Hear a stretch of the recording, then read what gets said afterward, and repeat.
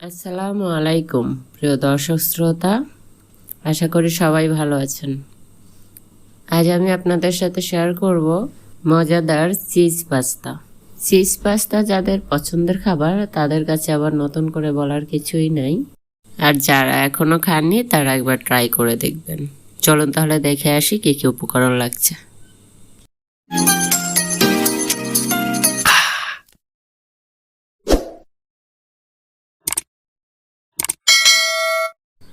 Pasta নিয়েছি আমি 2.5 cup পরিমাণে, চিজ নিয়েছি 100 গ্রাম, গোস নিয়েছি 200 গ্রামের মতো, পেঁয়াজ কুচি হাফ কাপ, 2টি মাশরুম আমি এভাবে ছোট ছোট করে কেটে নিয়েছি, 3 ধরনের ক্যাপসিকাম নিয়েছি আমি, লাল, হলুদ এবং সবুজ রঙের।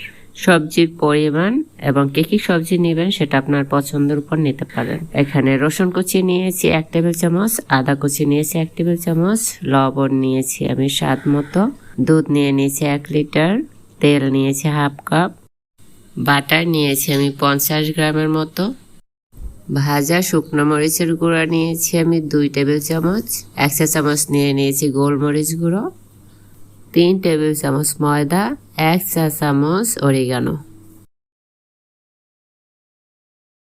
পাস্তা সেদ্ধর জন্য 1 লিটার পানিতে আমি দিয়ে দিয়েছি 1 চা চামচ লবণ, 1 চা চামচ তেল।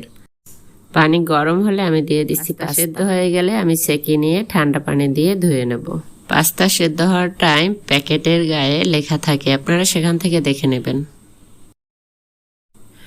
চুলায় একটা প্যান বসিয়ে সেটা গরম হলে আমি দিয়ে দিচ্ছি তেল।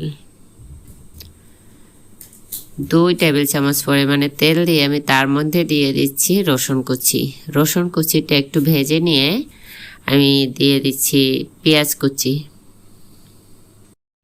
পেঁয়াজ কুচি হালকা ভেজে আমি দিয়ে দিলাম কেটে রাখা মাংস।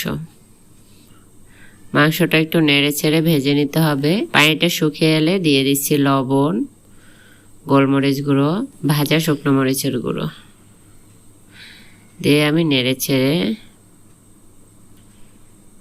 দিয়ে দিলাম কেটে রাখা মাশরুম। 2 থেকে 3 মিনিট ভেজে নিব।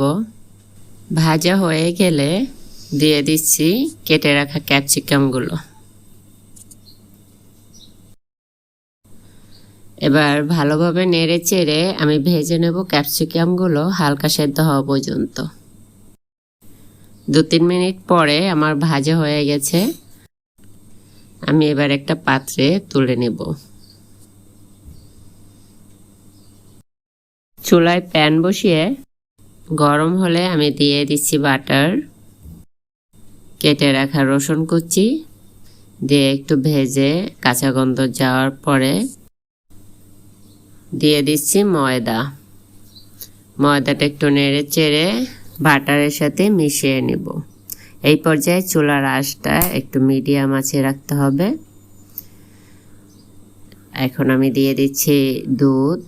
দুধটা এক হাতে দিতে হবে, অন্য হাতে নাড়তে হবে যাতে লেগে না যায় বা জমাট বেঁধে না থাকে। এ পর্যায়ে অনবরত নাড়তে থাকতে হবে। নাড়তে নাড়তে যখন গরম হয়ে আসবে এবং দুধটা ঘন হতে থাকবে সেই পর্যায়ে আমি দিয়ে দিয়েছি লবণ। বলক হয়ে আসলে দিয়ে দিচ্ছি অরিগানো, গোলমরিচ গুঁড়ো, ভাজা শুকনো মরিচ গুঁড়ো। ভাজা শুকনো মরিচ গুঁড়োটা আপনারা দেখে দিবেন আপনাদের টেস্ট অনুযায়ী।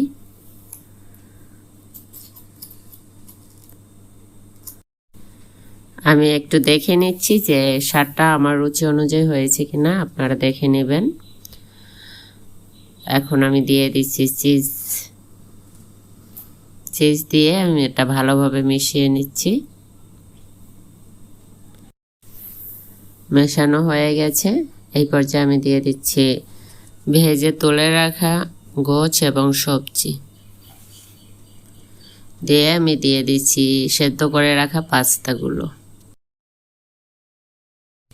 সবগুলো আমি এখন ভালোভাবে মিশিয়ে নেব। যারা চিজ পাস্তা খেতে পছন্দ করেন তারা ট্রাই করবেন, এবং যারা কখনো ট্রাই করে দেখেননি তারাও দেখবেন ট্রাই করে। আশা করি সবার কাছে ভালো লাগবে। রেডি আমার cheese pasta. Viewers, ready cheese pasta.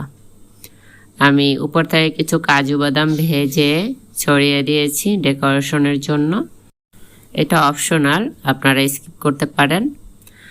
আমার রান্নাটা আপনারা বাসায় ট্রাই করবেন। যদি ভালো লাগে আমাকে লাইক, কমেন্টস এবং আপনার বন্ধুদের সাথে শেয়ার করবেন। পরবর্তী ভিডিও পাওয়ার জন্য অবশ্যই আমার চ্যানেলটি সাবস্ক্রাইব করবেন। ভালো থাকবেন, আমার জন্য দোয়া করবেন। আসসালামু আলাইকুম।